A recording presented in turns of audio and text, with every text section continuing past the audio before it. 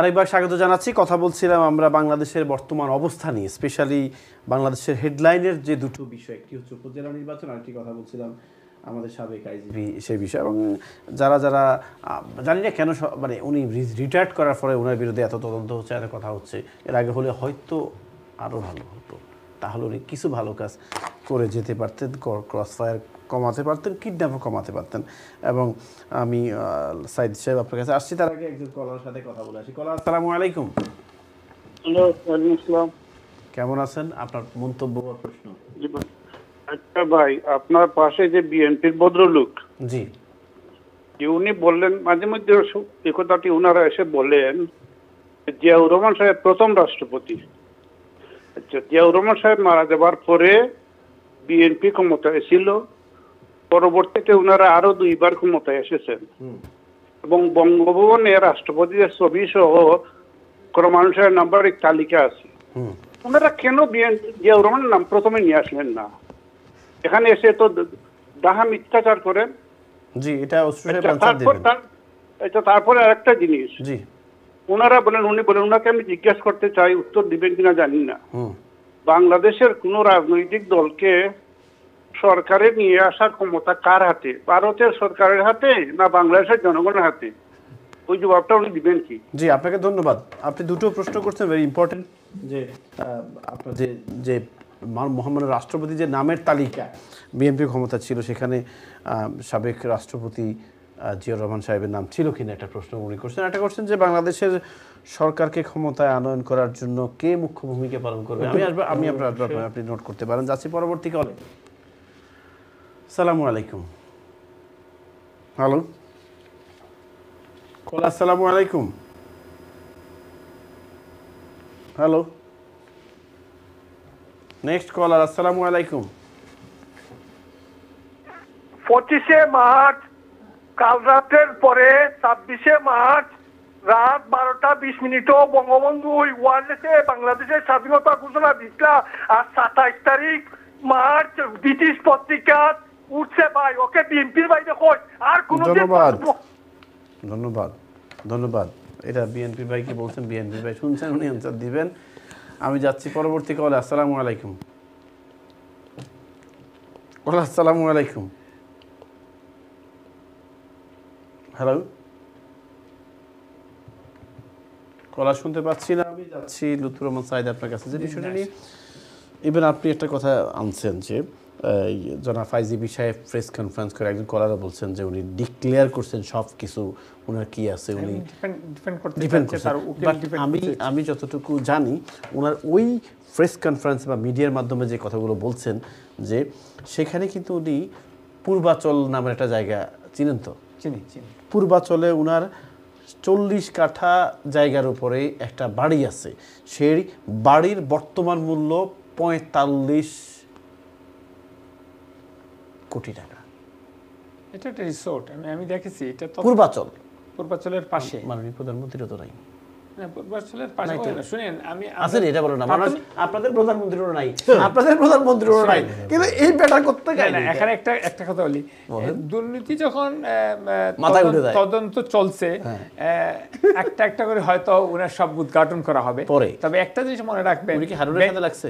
বেনজির সাহেব উনি কি হারুনের সাথে লাগছে? খুব সম্ভবত বর্তমানে যে তদন্ত চলছে, আমার বিশ্বাস 2 মাসের মধ্যে দেখবেন তার একটা খবর চলে আসবে। সাবেক হওয়ার পর তদন্ত কেন বলেন তো, একটু সুন্দর করে বলেন। মানে সাবেক হওয়ার পরে আমি আপনাকে একটা জিনিস বলি, সাবেক তারপরেও যে ওনার তদন্ত চলছে, এটা খুব খুশি আমি। এই যে 45 কোটি টাকা বেশি নিচ্ছি না। একটা জিনিস বলি, এটা কিন্তু আইনের প্রক্রিয়া রয়েছে, তাও কিন্তু উনি স্টেটমেন্ট দিচ্ছে। তার উকিল আজকে মোটামুটি প্রেস ব্রিফিং দিয়েছে, উনি যেও এখনো দেশে আছে। তবে একটা জিনিস মনে রাখবেন, যখন কেসটা প্রক্রিয়া থাকে তখন তাকে চার্জ করতে পারবেন না, সময় লাগবে। আরো 2 মাস সময় দেন খাওয়ার পরে। হ্যাঁ, ডেফিনেটলি। আচ্ছা, আরেকটা প্রশ্ন, এই যে আরাফের টাকা, এটা কি ওনার টাকা? এখানে সব কথা তো বলা যায় না, সব কথা বলা যায় না। তবে আমি একটা জিনিস বিশ্বাস করি, বাংলাদেশের দুর্নীতি যারা বাংলাদেশে যারা দুর্নীতি মানে করতেছে বা যারা দুর্নীতি করে তাদের যদি প্রক্রিয়াধীন যে তাদেরকে ধরতে পারে সরকার, আমি মনে করি অন্যরা কিন্তু সাহস করবে না, সাহস করবে না। এখানে বেনজির সাহেব শুধু না, যারা আমাদের দেশের অর্থ গভর্নমেন্ট চাকরি করতো না, উনি তো আপনি তো নিশ্চয়ই জানেন, আমি ভুলে গেছি ভাই, সরি, মাফ করে দিন। আপনি দায়িত্বে ছিলেন। আমি আপনার প্রসঙ্গটা নিয়ে আরেকটা প্রসঙ্গ নেই, সরকারি চাকরি করতো কিনা? আপনি বেনজির সাহেব তো বাংলাদেশের আইজি ছিল, কত সরকারি চাকরি করলে ব্যবসা করে কিভাবে? বোর্ড হাউসের ব্যবসাটা আমি ঠিক জানি না। যারা সরকারি চাকরি করে তাদের হয়তো তাদের নিজের নামে না করে তার আত্মীয় স্বজন নামে হয়তো এই ব্যবসা চালায়। কলঙ্কময় অধ্যায় ছিল বাংলাদেশে।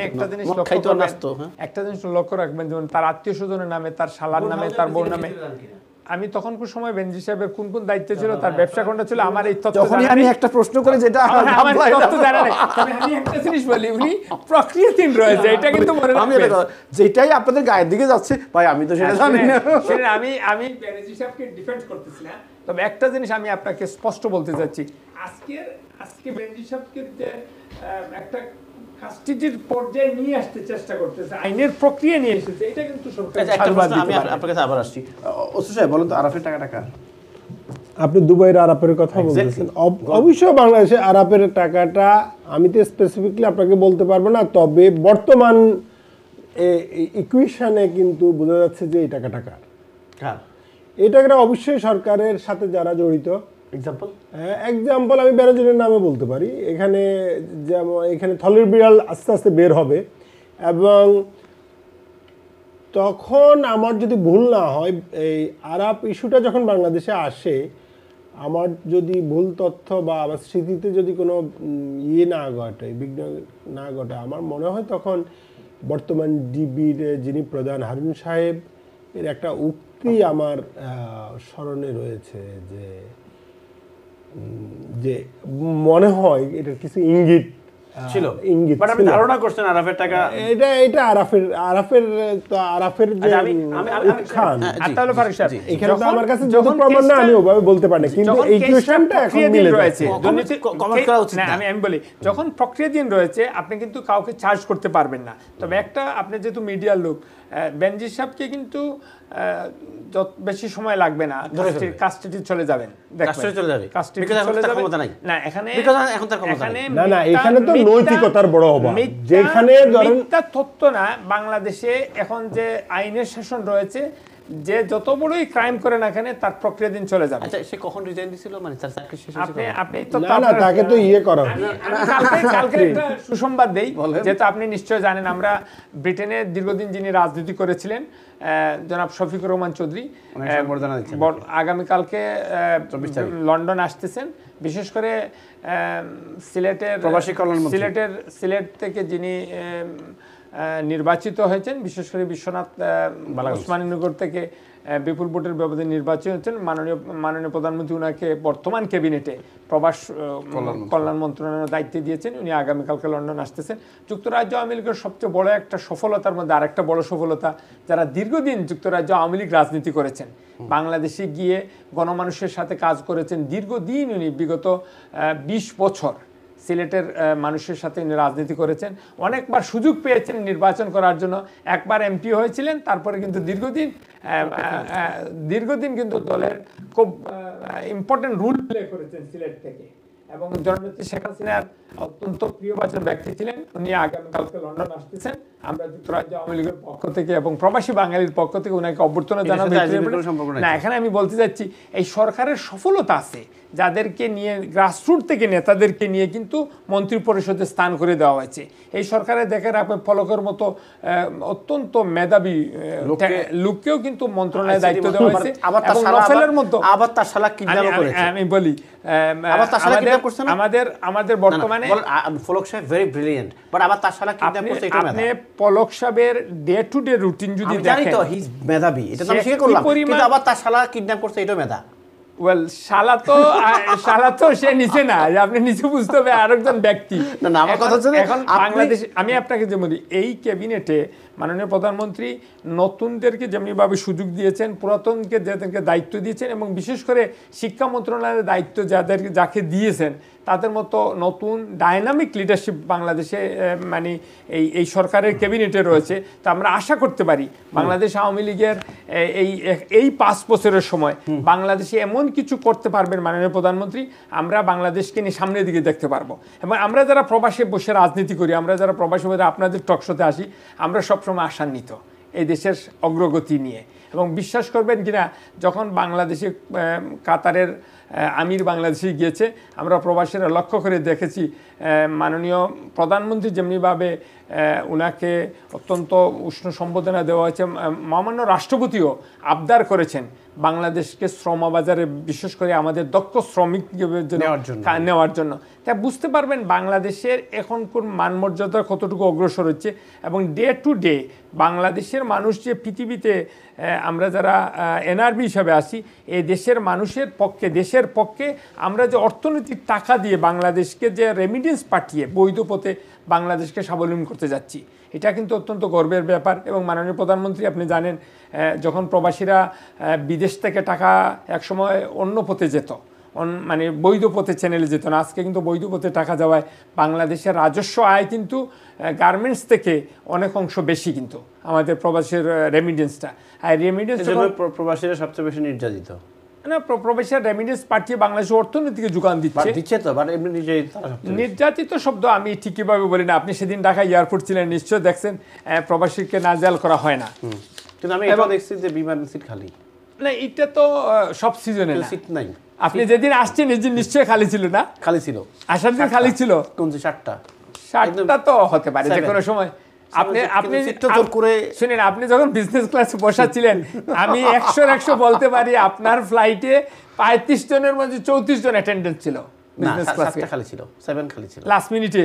হ্যাঁ, লাস্ট মিনিটে হয়তো কেউ ক্যান্সেল করেছে। যাচ্ছিলাম তখন 17টা খালি ছিল বিজনেস ক্লাসে, বা যাওয়ার দিন কিন্তু অফ সিজন ছিল। বাট সবচেয়ে মজার কথা কি জানেন, টিকিটটা অনেক কষ্ট করে যারা কালেক্ট করে দিয়েছেন, ধন্যবাদ ওনাদেরকে।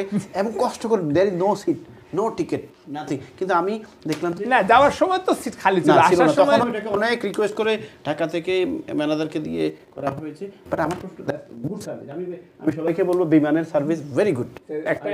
একটা তো মানে আমরা আপনার কাছে থ্যাংক ইউ বললাম যে বিমান ইমপ্রুভ করতেছে, আমি অ্যাপ্রিশিয়েট করি। কিন্তু এই জিনিসটাকে আমাদেরকে চেঞ্জ করতে হবে বিমানের ক্ষেত্রে, যে সবাই বলে যে সিট নাই, সিট নাই, সিট নাই, বাট আমরা কি ইন দ্য প্লেসে দেখি যে সিট আছে। বাট বিমানের service is very good, food quality very good. বিমান সিটের বেলাটা একটা আমরা বলি, আমরা যারা আমরা প্রাইভেট কোম্পানিতে চাকরি করি, আমাদের নিজস্ব প্রতিষ্ঠান নিয়ে, আমরা বিমান কর্তৃপক্ষের সাথে যোগাযোগ রাখি, আমরা বিমানে ট্রাভেল এজেন্সি, আমরা সর্বোচ্চ চেষ্টা করি টিকিট সেল করার জন্য।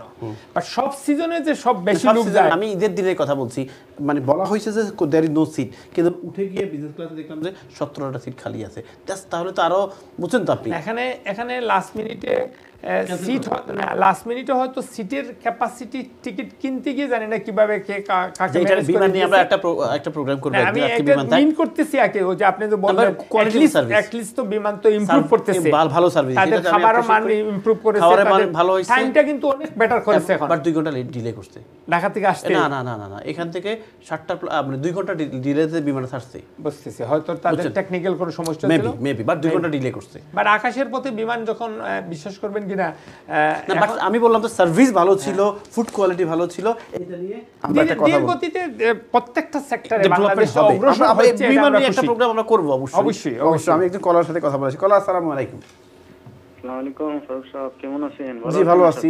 আপনার মন্তব্য কি আজকে বিষয় নিয়ে? আমার মন্তব্য হচ্ছে, বঙ্গবন্ধু হচ্ছেন আওয়ামী লীগের একজন আদর্শ নেতা। জি। এবং ওনার যে আদর্শ ছেলেরা, ওরা কিভাবে ভাই এত দুর্নীতি করে, আমি তো এটা বুঝিয়ে উঠতে পারতেছি না। ওই দিন সংসদে দেখি, ওই যে আপনার একজন শিক্ষামন্ত্রী, জি, এত দুর্নীতি করতেছি, অথচ প্রধানমন্ত্রী ওইখানে নীরবতা পালন করতেছে। এডুকেশন মিনিস্টার, এটা কিভাবে ভাই সম্ভব হয়? আমি এটা বুঝতে পারিনি। আদর্শ কি এইটাই কি আদর্শ, বঙ্গবন্ধুর আদর্শ? জি, ধন্যবাদ আপনাকে। লালন পালন করবে, আপনাকে ধন্যবাদ। এই বিষয়ে একটু উনি আনসার দিবেন, যেমন একটু আগে তো শিক্ষামন্ত্রী গুণগান গেয়েছেন, আল্লাহ জানে, আবার আপনি কি দিয়েছেন ভাই আমি জানি না। নফল সাহেবের গুণগান, ব্যারিস্টার নফল সাহেবের এখন বলছেন উনি কি দুর্নীতি করছেন এবং এটা নিয়ে আপনি মন্তব্য করছেন। যাই হোক, এইটা লুৎফুর রহমান সাঈদ সাহেব বলবেন পরবর্তী কল। আসসালামু আলাইকুম। আসসালামু আলাইকুম। হ্যালো, নেক্সট কলার। আসসালামু আলাইকুম। ওয়ালাইকুম আসসালাম। আপনার প্রশ্ন বা মন্তব্য আজকের বিষয় নিয়ে? আচ্ছা ভাই, শুধু আমি একটা বিষয় আপনার দেশে বলতে চাই। বলেন। জি, আপনি একটা অনুষ্ঠান করেন, জি, এই যে আমরা বিভিন্ন কারো বিরুদ্ধে দুর্নীতির অভিযোগ আসলেই হ্যাঁ, এই যে আকাশ পাতাল শুনি, মনে হয় কেউ অর্ধেক লন্ডন শহরের মালিক, হুম, নিউ ইয়র্ক শহরের মালিক, কিন্তু শেষ পর্যন্ত হয়তো দেখা যায় তেমন কিছুই পাওয়া যায় না। হ্যাঁ, আর এই যে এই যে মানে ইংল্যান্ড আমেরিকা বলেন, তারা আমাদের দেশের করাপশন নিয়ে কথা বলে, হুম, কিন্তু আমাদের দেশের যে লোকগুলি দেশের টাকা লুট করে, দেশের সম্পদ করে, হুম, তারা তো একবারও জিজ্ঞেস করে না যে এই টাকাগুলো তুমি কই পেলে, তোমার আয়ের উৎস কি। ট্রু, জিজ্ঞেস করলে তো আমাদের হয়তো অনেকটা সহজ হতো এগুলা বন্ধ করতে। 100%। তাছাড়া দ্বিতীয় যে কথাটি, এই যে যাদের বিরুদ্ধে অভিযোগ আসছে, যদি বাংলাদেশ সরকার হুম, তাদের কাছে কোনো তথ্য চায়, এভিডেন্স চায়, কোন প্রপার্টি কে মালিক, কিছুই তো ওরা দেয় না, দিবেও না। হুম, এটা তাদের সিকিউরিটি বলে কি দিবেও না তারা। দ্বিতীয় আরেকটা জিনিস দেখেন, আমাদের দেশে বলবে যে বিচার হয় না, দুর্নীতির অভিযোগ বিচার হয় না, কিন্তু বিচার করলেই আবার মানবাধিকারের অধিকার তুলে কিভাবে ওদেরকে রক্ষা করা যায়। হুম, আজ পর্যন্ত দেখিনি যতটা দুর্নীতির বিচার হয়েছে, হুম, একেবারে স্বচ্ছ বিচার হলেও তারা বলবে না এই বিচারটা স্বচ্ছ হয় নাই, হুম, ওর সাজা দেওয়া ঠিক হয় নাই, মানবাধিকার রক্ষা করা হয় নাই, এই সেই বলে। হুম। এই বিষয় নিয়ে আপনি একটা অনুষ্ঠান করুন। জি, আমি করব। থ্যাংক ইউ আপনার এই মতামতের জন্য, মন্তব্যের জন্য। ডেফিনেটলি ভেরি ইম্পর্টেন্ট কয়েকটা কথা বলছেন যে আসলে দেশের করাপশনের টাকা কিন্তু কানাডাতে চলে যাচ্ছে। কানাডা সরকার কেন প্রশ্ন করে না? ভেরি ইম্পর্টেন্ট একটা টপিকস। যদি করতো তাহলে আমাদের টাকা আবার দেশে ফেরত যেত এবং ক্যাসিনোতে পাওয়া যেত না। পরবর্তী কল। আসসালামু আলাইকুম। আসসালামু আলাইকুম। আসসালামু আলাইকুম। ওয়ালাইকুম আসসালাম। ওয়ালাইকুম আসসালাম। স্টুডিও মত তাওয়াবুল। জি, স্টুডিওতে আপনি কথা বলছেন ভাইয়া। আচ্ছা, আসসালামু আলাইকুম। আসসালামু আলাইকুম। ওয়ালাইকুম আসসালাম। আচ্ছা, আমি একটা কথা বলি, আপনার এই আমাদের ভাই মানে আগে যায় না। আমি গত মার্চে 8 তারিখে গেছিলাম বাংলাদেশে। সারা বিমানে বললো যে আমরা এমার্জেন্সি ডাক্তার লাগিয়ে চাইতে চলে গেছি। বুঝি নাই কথাটা, স্পষ্ট করে বলেন। সরি, জি আবার বলেন একটু, আমি বুঝি নাই কথাটা। আচ্ছা, মার্চের 8 তারিখে, গত মার্চের 8 তারিখে আমরা বাংলাদেশে গেছি।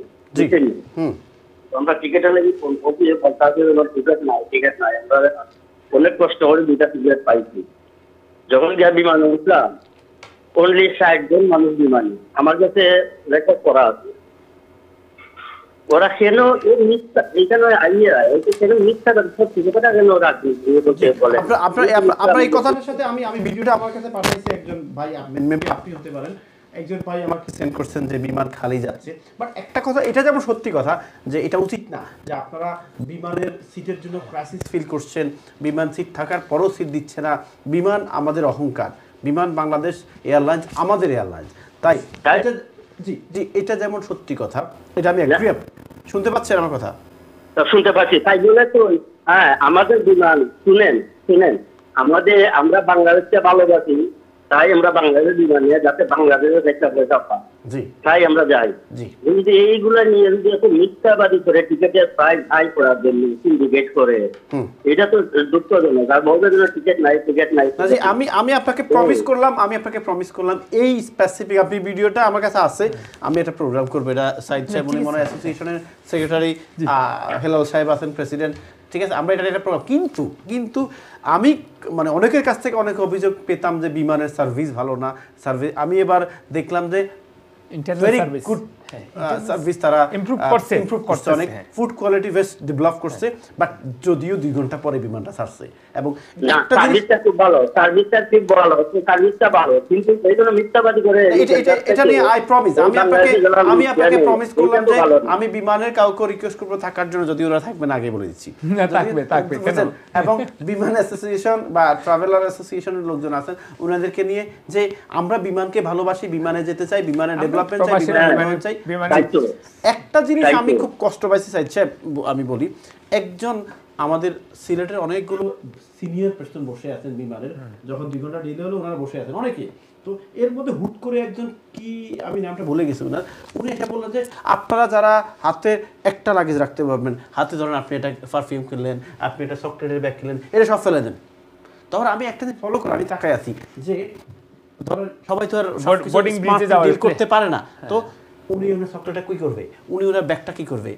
অথচ আপনি জানেন যে আপনি ইমিগ্রেশন ক্রস করে ফেলে আপনি এনি কাইন্ড অফ গিফট কিনতে পারেন, কিনে এটা হাতে রাখতে পারেন, হ্যাঁ, কিন্তু উনি এসে হঠাৎ করে বলে ফেললো আর আধা ঘন্টা সবার মধ্যে একটা ফেরেশানি কাজ করলো যে কি করবে এখন, এই ব্যাগটা কেউ লাগেজ খুলতেছে, ডিউটি ফ্রিতে কেনার সুযোগ আছে, এবং কিনে এটা হাতেও রাখতে পারবেন। হ্যাঁ অবশ্যই পারবেন। কিন্তু ওই লোকটা, আমি ওনার নামটা ভুলে গেছি, আমি ওনার নামটা আমাকে এক ভাই বললো যে ভাই দেখেন ওনার নাম, এই কারণে তো ডিউটি ফ্রি শপিং সেন্টার না না এটা তো আপনি বলছেন, কিন্তু উনি কি বললো যে সবচেয়ে আমি আপনি হতাশ না, আপনি হতাশ রাখবে, you know the rules and regulation, কিন্তু যারা সিনিয়র পার্সন ছিলেন, আমি তাৎক্ষণিক একটা অ্যানাউন্স দিলে তো লোকজনের মধ্যে একটা শঙ্কা শুরু হয়ে যায়। একটা চাচা আমার সাথে, বাবা আমি কি করতাম এখন, আমাকে বললো ওনার হাতে ওনার চকলেট ছিল, বাবা আমি আপনি হাতে রাখেন, ডোন্ট ওয়ারি।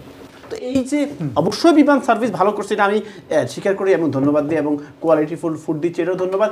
2 ঘন্টা লেট করাটাকে আমরা হতাশ, এবং আপনি উনি যেটা বললো যে সিট খালি 4 জন মাত্র, এটা নিয়ে আমরা একটা প্রোগ্রাম করবো। ধন্যবাদ, আমি আসছি আপনার কাছে, আপনার জন্য 2 মিনিট আমি শেষ করতে হবে প্লিজ।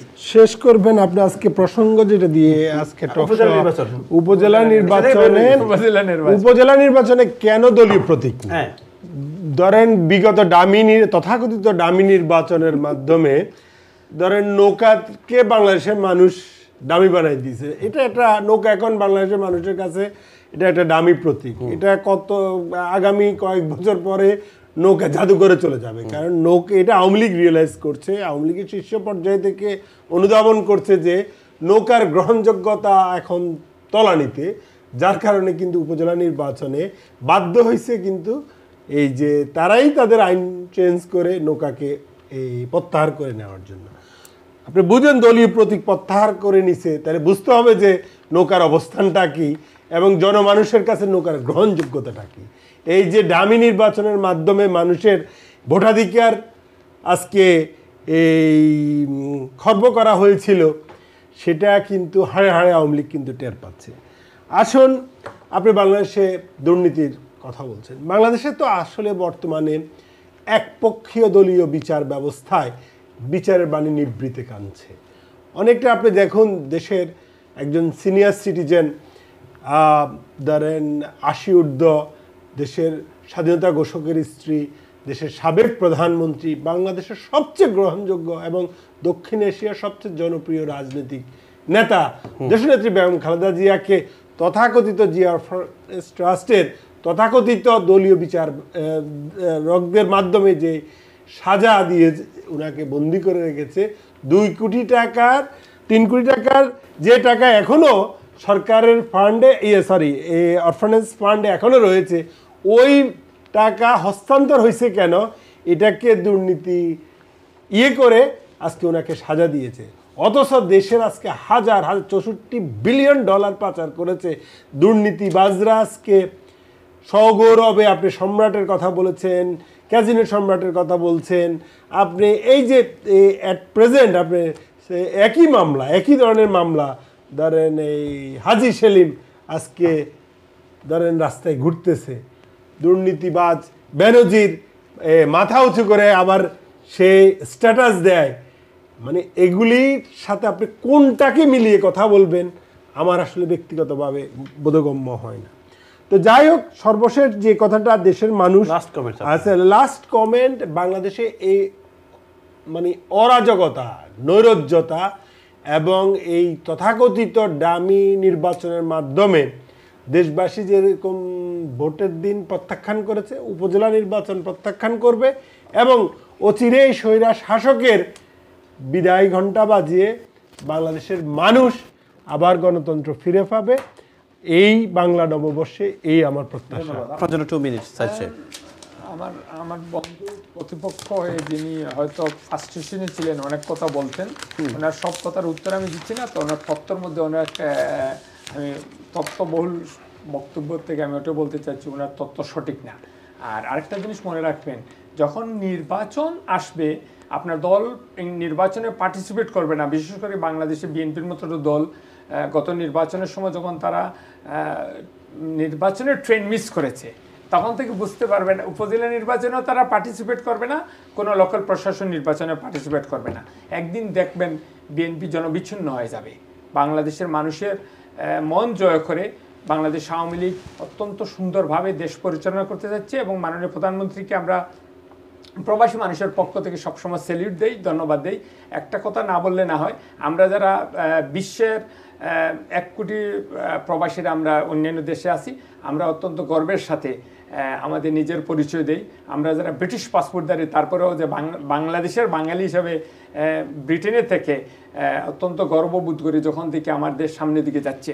এবং বিশেষ করে আমার দেশের সরকারের ভালো কাজগুলা অন্যান্য দেশের রাষ্ট্রপ্রধানরা অত্যন্ত সুন্দরভাবে দেখে, তখন কিন্তু আমাদের মন থেকে একজন বাংলাদেশি নাগরিক হিসাবে খুব গর্ববোধ করি। পরিশেষে আজকের অনুষ্ঠানে আমার কথার মধ্যে যদি কোনো কাউকে কষ্ট দিয়ে থাকে, এবং বিশেষ করে অনেকদিন পরে এই প্রোগ্রাম এসেছে, আমরা আশা করি সবাইকে অনুষ্ঠানে যোগ দিয়েছেন।